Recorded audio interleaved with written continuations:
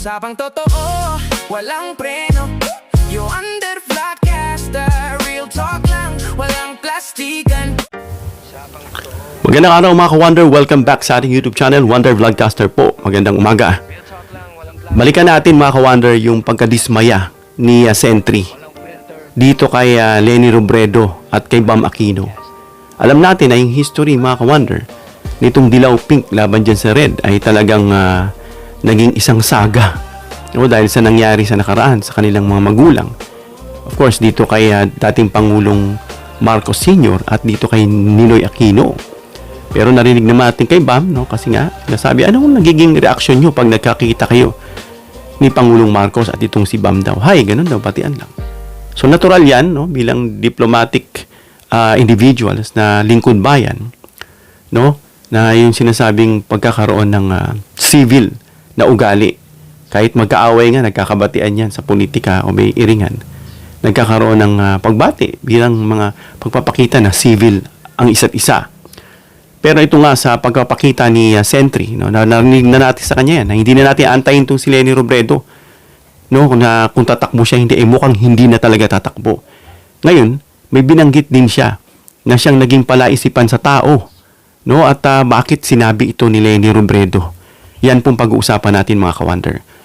But before that mga ka-Wonder, don't forget to subscribe to our YouTube channel, Wonder Vlogcaster. Libre po ang pag-subscribe. 100%. Pindutin nyo po yung subscribe button, lalabas yung bell icon, piliin nyo yung all. Marami pong salamat. So sa video na ito magiging reference natin mga ka-Wonder sa sinabi ni Leni Robredo at Bam Aquino, na from there, pag-uusapan natin at tila nakakadismaya. Hindi lang tila, mukhang nakakadismaya kasi marami na rin nakapanood nito at nagbigay ng reaksyon at nagbigay ng kanilang opinion. Yung iba ay medyo fishy, yung kanilang pagkakaintindi.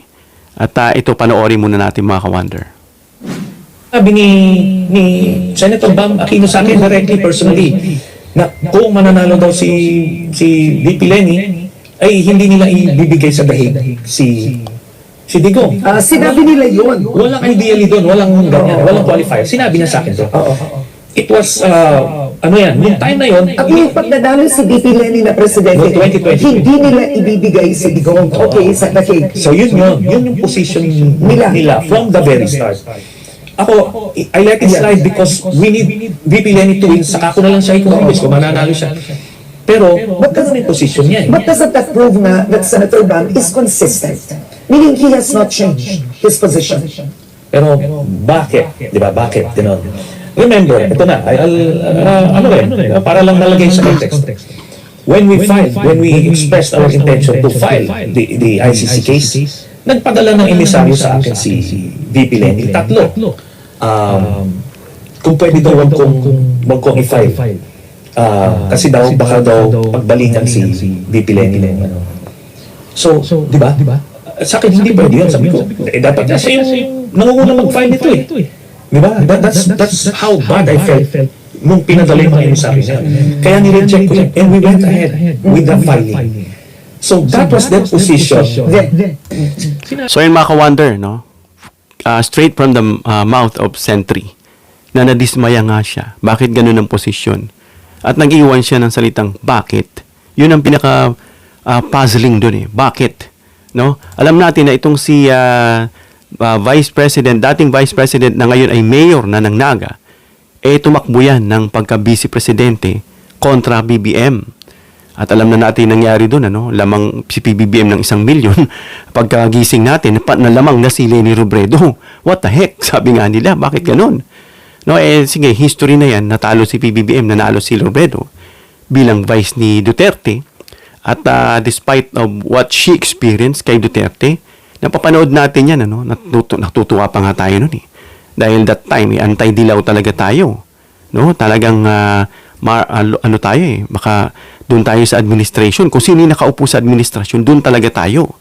Whether Marcos man yan, Duterte that time. Kaya sinusuportahan natin bilang paggalang at pagsuporta.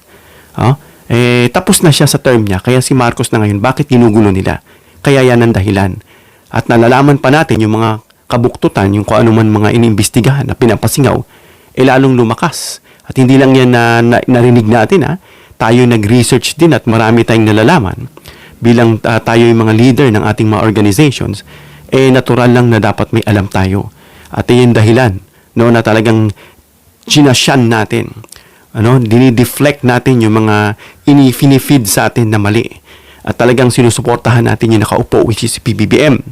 Ngayon, balik tanaw nga, that time nung tumakbo si Leni, talagang eager siya maging vice president at tinalo niya si PBBM way back 2016. And then in 2022, lumaban siya ulit pagka-presidente naman. Kalaban niya ulit si PBBM.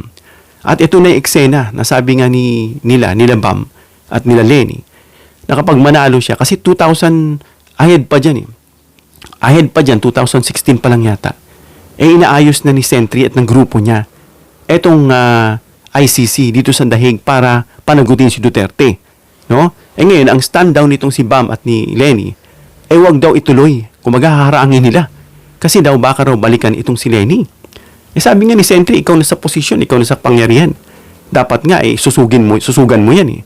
Yan ay iyong ipatupad dahil kung nakita mo yung katotohanan at ito'y pagkikibit-balikat mo lang dahil babalikan ka, anong klaseng leader ka? Diba? No, sabi nga natin, wala namang lalaban kay Sara kundi si Leni. Kaya susuportahan natin si Leni Robredo. Pero kung ganyan ang prinsipyo mo, kalimutan na natin. Total, hindi ka na rin naman pala tatakbo. Nagbibigay tuloy ng palaisipan sa tao. Ano ba ang naging usapan nyo ni Sara Duterte nung dumalaw siya dyan sa Naga? Ha? O hindi naman natin inaukusahan na porke na bumalaw, nagkaroon na ng alyansa. Pero ano ba talaga? Bakit noon, lumalaban ka kay PBBM bilang vice? Natalo si PBBM, lumaban ka ulit presidente, kalaban mo si PBBM, nanalo si PBBM.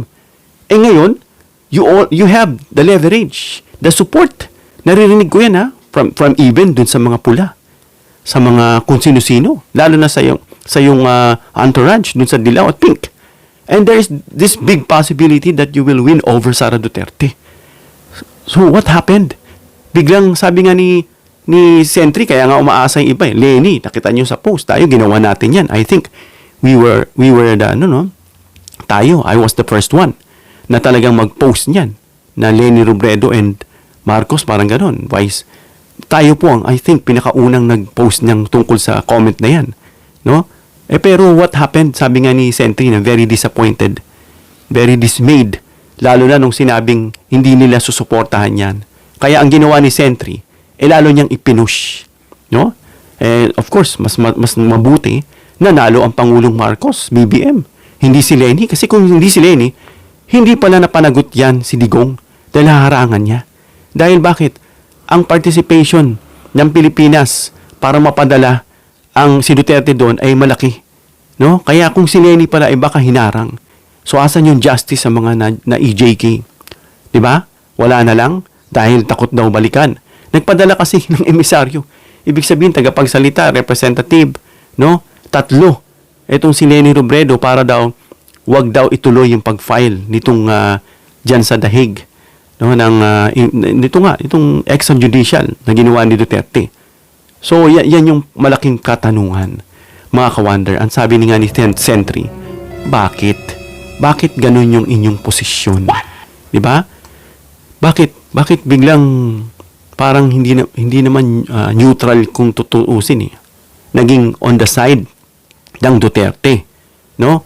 Ang tinatanong pa rin dyan ni Sentry, bakit ganun yung inyong stand? Pwede namang hindi kayo makialam diba? Pwede namang makialam, pwede nyo lang sabihin, we don't support that, gaya ni PBBM, we don't support the impeachment of Sara Duterte, ganun lang. Pero kung once na pumasok na at nangyari na yung gaya nitong sinabi ni Duterte, I'm not sure kung totoo itong narinig natin balita, na sinasalo raw ni Duterte itong si Atong Ang. Sino pa? Si Michael Yang. Kaya sabi ni PBBM, kung yan ay imbestigahan, wala siyang magagawa. No? Bakit? Pagrespeto yan sa konstitusyon. Hindi pag-flex ng muscle o pag-flex ng power. No? Para baluktutin. Hindi ganun ng Pangulong Marcos. Hinahayaan niya. Kasi alam niyo mga ka-wonder, kung i-flex niya lang yung kanyang power, no, sino mo magbanta, kung sino man yung magmura sa kanya, siguro kung talagang i-flex niya yan, lahat yan pinadakip. At walang ngangahas na magsalita ng ganyan kakarahas, no? Ganyan kabastos sa ating Pangulo. Wala. Pero hinahayaan niya yung proseso ng hustisya, yung pinapairal ng batas, ng konstitusyon, which is above everyone, yun ang pinapairal ng Pangulo. No? Kaya ito nga ang puzzling. Out of the picture na si Lenny, hindi siya tatakbo, mananatili raw siya sa kanyang naga, doon siya magko-concentrate, while she has the leverage, the liberty, no? The sum to support na nakita natin, narinig natin, even sa mga survey, hindi pa nga siya nagdedeklara, tumatabla na siya kay Sara. How much more kung mangampanya na siya at magdeklara, gaya nitong si Sara. Kasi ang point, no, gaya ng sinabi natin noon, na dapat nagsasabi na hindi pwede yung trabaho muna tayo, tsaka na yung, kasi kalamangan yan eh. Dahil bakit? Itong kabila, nangunguna na, ayaw nga ng karamihan ng taong bayan na siya ay manalo. Bakit? Because for us, in our opinion, sa mga tao narinig natin, nagpo-post, nagko-comment, nagsasalita, it would really be a disaster for our country if we will let someone, no, na nakita natin yung background, na inimbestiga, yung ugali, no, yung palamuram, nagbanta, nananakit, nakita na natin, no? Kaya haharangan natin. Yun ang opinion ng tao. Haharangan, hindi tayo papayag. Kahit sabi mong hindi salitang harangan, sa action, panalita at kilos, expression, haharangan ang dating. So yun ang ibig sabihin mga ka-wonder. Kaya nakakadismaya. No, hindi kaya dahil nahaluan naman ng politika, yung kulay na dating may barrier between Marcos and Dilao, yun kaya binubuhay na naman nila sa pamamagitan ni Bam Aquino. Ha? Kaya yan, mga ka-wonder, sana itong mga ganyang pag-uugali ay winawakas na nila. Dahil ito si Bam, sinusuportahan niya ng Pangulo sa kanyang mga agenda, sa kanyang mga kampanya. Ibig sabihin, yung mga gusto niyang ipangyari. No, hindi siya inaharangan. Hindi yung sinasabing Romualdez ako. Aquino ka, walang ganyan-ganyan sa Pangulo. No? Narinig na natin yung mga kataga na yan. Sana hindi na yan paiiralin dahil tapos na yan. Dahil ang bansa natin kung nabubuhay sa penggan siya, paghihiganti, asahan mo puro kamalasan ng masasapit natin. So sana matauhan kung dapat tumakbo, ngayon yun nga lang nakita natin. Yun pala ang kanyang motibo. Ayaw niyang ituloy. Meron pa ba nasasalaw o tatakbo sa pagka-presidente? Si Rizal Hontiveros lang naririnig natin. Meron pa ba? No? Na para tumapat, although alam natin na pabagsak itong si Sara, lalo na pagdating ng impeachment trial, which is bukas na yan, no? July 4, no? Diyan sa Senado. At hanggang dito lang tayo mga ka-wonder. Comment down below your opinion para mabasa at maraksyonan. Please give me a thumbs up if you like this video para ma-share ni YouTube sa iba pang viewers. Please share this video para malaman nila itong dismaya at naging usapan ni Sentry kay Karen Davila tungkol sa naging desisyon ni Lenny na huwag ituloy yung EJK file dyan sa dahig kay Duterte. Please subscribe, hit the notification bell icon, choose all bilang suporta sa aming mga content creators. Hanggang sa muli mga ka-wonder. God bless.